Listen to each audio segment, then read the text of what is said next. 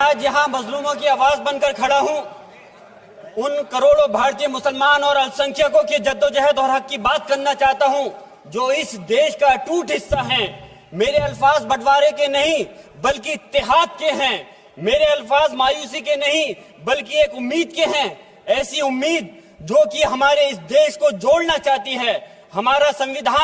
हमारे संविधान को बनाने के लिए हमारे बाबा भीमराव अंबेडकर साहब, मौलाना अबुल कलाम आजाद साहब, डॉक्टर जाकिर हुसैन साहब ने मिलकर के इस संविधान को बहुत मेहनत के साथ बनाया था। ये सिर्फ किताब की शक्ल में देने के लिए नहीं है। आज संविधान के उस पर मैं कहना चाहता हूं कि भारत का संविधान इंसाफ, आजादी और भाईचारगी की जिंदा गवाही है और ये गारंटी देता है कि नागरिक हर मजहब, जात या नस्ल पर इज्जत के साथ गुजार सकते हैं जिंदगी। लेकिन अफसोस है, एक मुस्लिम रहनुमा की हैसियत से मुझे इस दस्तावेज पर बेपनाह फख्र है जो कि दस्तावेज जो संविधान हमें इजाजत देता है। आर्टिकल 15 के मुताबिक किसी भी नागरिक को मजहब, जात, लिंग, नस्ल या जन्म के स्थान पर भेदभाव नहीं किया जाएगा।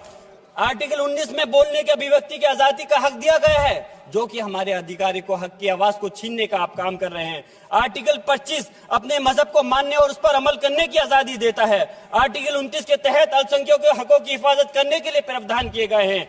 लेकिन आप तो हमारे हकों की छीनना चाहते हैं। माननीय सभापति जी, मैं आपके माध्यम से कहना चाहता हूं कि आर्टिकल 30 के अंदर अपने तालीमी इदारों को कायम करने और उनके चलाने का हक है, लेकिन हमारे साथ ज्यादती हो रही है। ये संविधान को अगर आप कमजोर करेंगे तो याद रखना ये देश कमजोर होगा, हमारा मुल्क कमजोर होगा। जो संविधान के प्रति वफादार नहीं हो सकते वो हमारे मुल्क के प्रति वफादार नहीं हो सकते। मैं उस संभल की सरजमी से आता हूं जहां पर 15 दिन पहले एक संविधान को कमजोर करने का काम किया गया।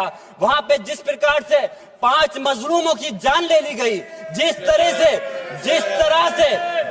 30 से ज्यादा लोगों को गोली मारकर घायल कर दिया गया और 27 से 50 से ज्यादा लोगों के खिलाफ मुकदमा दर्ज किया गया।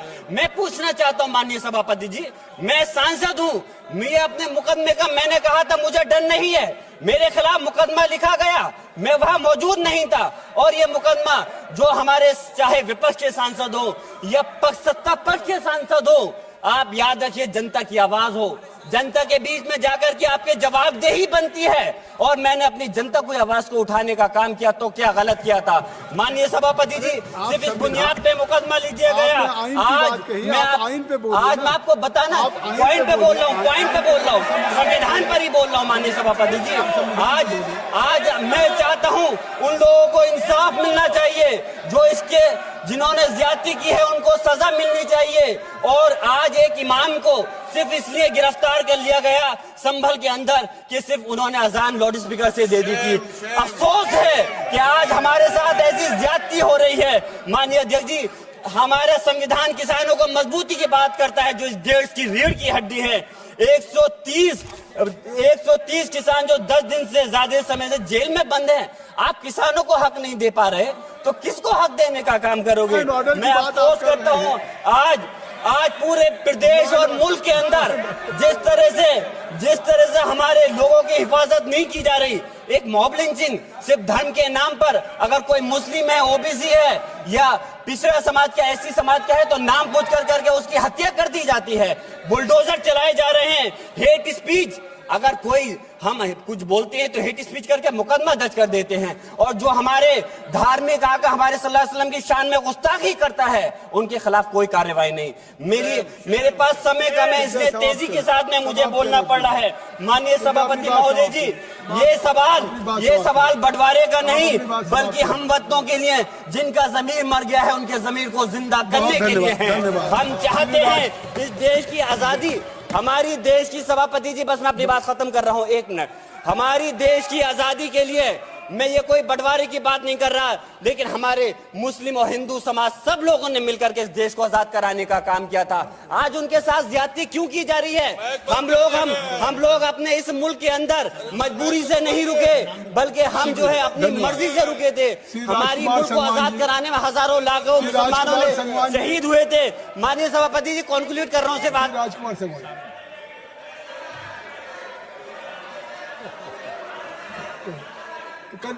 आप कंक्लूड करें ना, आप कंक्लूड कर माइक शुक्रिया शुक्रिया माननीय सभापति जी। डिम्पल माइक मैं आ एक गया। मुस्लिम और अल्पसंख्यक रहनुमा के तौर पर मैं अपनी बिरादरी के लिए खास हक के मुताबिक नहीं करता। मैं सिर्फ ये चाहता हूं कि आईना के बाद संविधान के मुताबिक हर नागरिक के लिए जो वादा किया गया उसे पूरा हो। हुकूमत से कमजोर की हिफाजत को यकीनी बनाए और नफरत फैलाने वालों को सजा दे। और मैं अपनी बात इस शेर के साथ खत्म करना चाहता हूं जो कि हबीब जालिब का शेर है। ऐसे जुल्म सुबह बेनूर को मैं नहीं मानता, मैं नहीं जानता। मैं भी खाइफ नहीं तख्ताए दार से, मैं भी मंसूर हूं कैदो अगयार से। क्यों डराते हो जिंदान की दीवार से? जुल्म की बात को, जहल की रात को मैं नहीं मानता, मैं नहीं जानता। श्री राजकुमार संगवान जी।